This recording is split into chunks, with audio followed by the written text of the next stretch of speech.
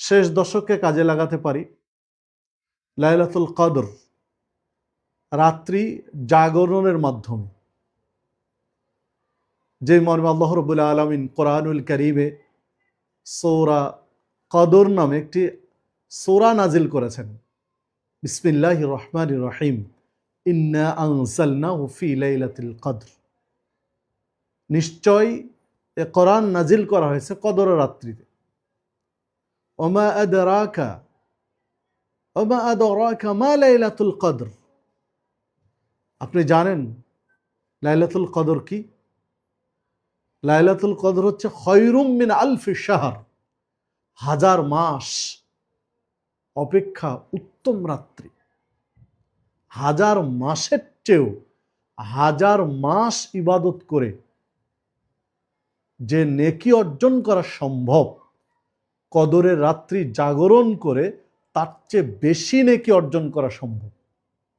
হাজার মাস ইবাদত করে যে নেকি অর্জন করা সম্ভব, কদরের রাত জাগরণ করে অনুরূপ নেকি অর্জন করা সম্ভব, এ কথা বলা হয়নি। বলা হয়েছে তার চেয়ে বেশি নেকি অর্জন করা সম্ভব, হাজার মাসের চেয়ে বেশি।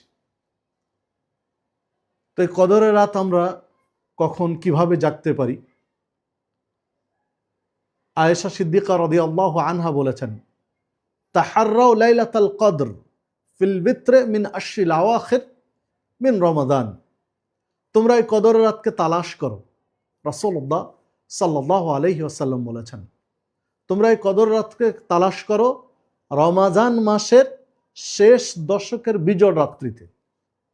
শেষ দশকের বিজোড় রাত্রিতে তোমরা লাইলাতুল কদরকে তালাশ করো। তাহলে শেষ দশকের বিজোড় রাত্রিতে আপনাকে আমাকে কদর খুঁজতে হবে। সহিহ বুখারীর 2017 নম্বর হাদিস এটি। এছাড়া অনেক গ্রন্থ রয়েছে। অবশ্য অন্য হাদিসে আল্লাহ রাসূল সাল্লাল্লাহু আলাইহি ওয়াসাল্লাম স্পষ্ট করে দিয়েছেন যে 21তম রাত্রে, 23তম রাত্রে, 25তম রাত্রে, 27তম রাত্রে, 29তম রাত্রে, 5টি রাত্রের কথা উল্লেখ করে দিয়েছেন অন্য হাদিসে, স্পষ্টই করে দিয়েছেন। আবার অন্য কোন হাদিসে 21তম রাত্রে, 23তম রাত্রে, 25তম রাত্রে 3টির কথা বলা আছে। তো টোটাল সমন্বিত রূপ হচ্ছে শেষ দশকের বিজোড় রাত্রি। শেষ দশকের বিজোড় রাত্রি খুঁজতে গিয়ে আমাদের দেশে 27-এর রাতকে অত্যন্ত গুরুত্ব দেওয়া হয় এবং ওলামায়ে কেরামদের একটা অংশ বা কিছু মানুষের একটা অংশ আলোচনায় এই পর্যায়টা তুলে ধরা হয় বা এটাই মনে করা হয় যে 27-এর রাত্রি হচ্ছে কদর। 27-এর রাত জাগরণ করবে, বাস, খালাস, আর কিছু প্রয়োজন নেই। 27-এর রাতই কদর, একদম নির্দিষ্ট। সম্মানিত উপস্থিতি, 27-এর রাত্রি কদর, একটি যথেষ্ট, আর দরকার নেই। তো 27-এর রাত্রি হচ্ছে কদরের রাত্রি। এই মর্মে যারা কথা বলেছেন বা বলেন, তাদের কথা যে একেবারে অযৌক্তিক ফেলে দিব আমি সে কথা বলছি না। তাদের পিছনে দলিল রয়েছে, প্রমাণ রয়েছে। যেমনটি সহিহ মুসলিমের মধ্যে হাদিসটি রয়েছে, 762 নম্বর হাদিস সহিহ মুসলিমের, যে হাদিসে উবাই ইবনে কাব রাদিয়াল্লাহু আনহু স্পষ্টই করেছেন যে 27-এর রাত্রি কদরের রাত্রি। আল্লাহর কসম কেটে বলেছেন যে 27-এর রাত্রি হচ্ছে কদরের রাত্রি।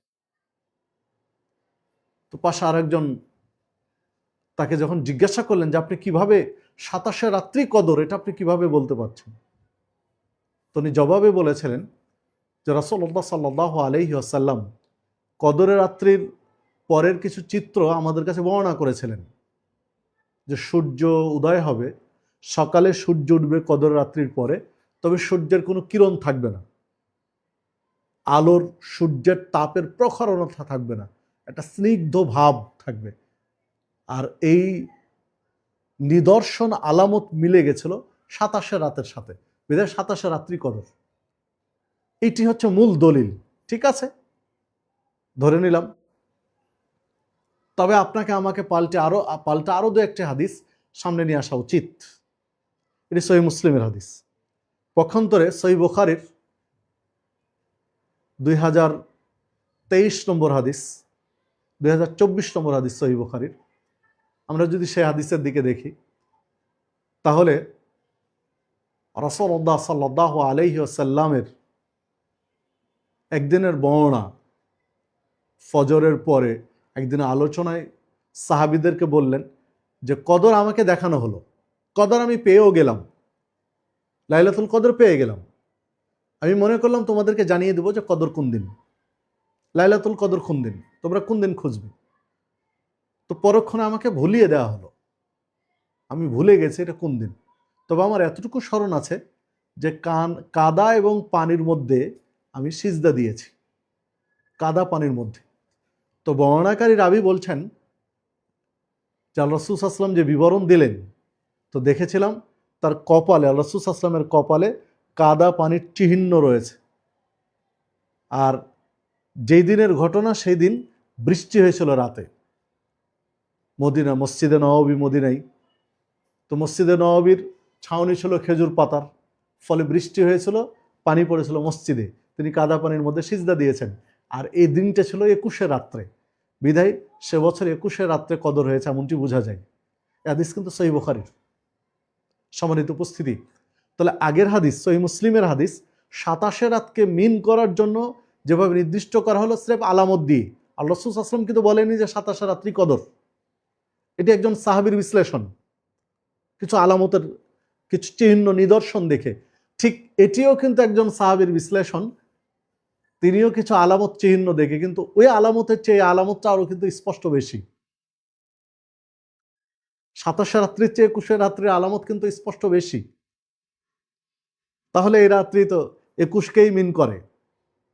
ঠিক অন্য আরেকটি সহিহ মুসলিমের বর্ণনায় পাওয়া যায় যে আল্লাহ রাসূল সাল্লাল্লাহু আলাইহি ওয়াসাল্লাম কিছু নিদর্শনের কথা বলেছিলেন, এই নিদর্শনগুলো মিলে গেছিল 23শের রাত্রি। তাহলে 21শের রাত্রি পাচ্ছি, 23শের রাত্রি পাচ্ছি, 27শের রাত্রি পাচ্ছি। তাহলে কেন আপনি নির্দিষ্ট 27শের রাত্রির সাথে সম্পৃক্ত করবেন? রাসূলুল্লাহ সাল্লাল্লাহু আলাইহি ওয়াসাল্লাম কে ভুলিয়ে দেওয়া হয়েছে, এই বিষয়টা অস্পষ্ট রাখা হয়েছে। কেন রাখা হয়েছে? তার হিকমত কি হতে পারে? মুহাদ্দিসগণ কিছু বিশ্লেষণ করেছেন যেখানে হিকমত হতে পারে আল্লাহ রাব্বুল আলামিন তার প্রিয় বান্দাদেরকে ক্ষমা করতে চান, মুক্তি দিতে চান জাহান্নামের আগুন থেকে।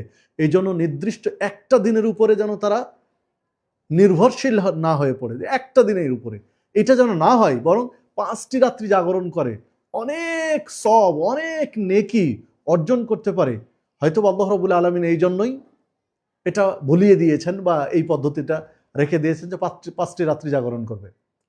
সম্মানিত দিনী ভাতৃমণ্ডলী, বিধায় আমরা শুধু একটি রাত্রির উপরে নির্ভর না করে 5টি রাত্রি জাগরণ করার চেষ্টা করব। শেষ দশকের বিজয় রাত্রি। অবশ্য সাহাবীদের এইরকম একটা বিশ্লেষণ রয়েছে যে শেষ দশক জাগরণ করা বা শেষ দশকের ইবাদত করা, শেষ দশককেই জাগ্রত রাখা।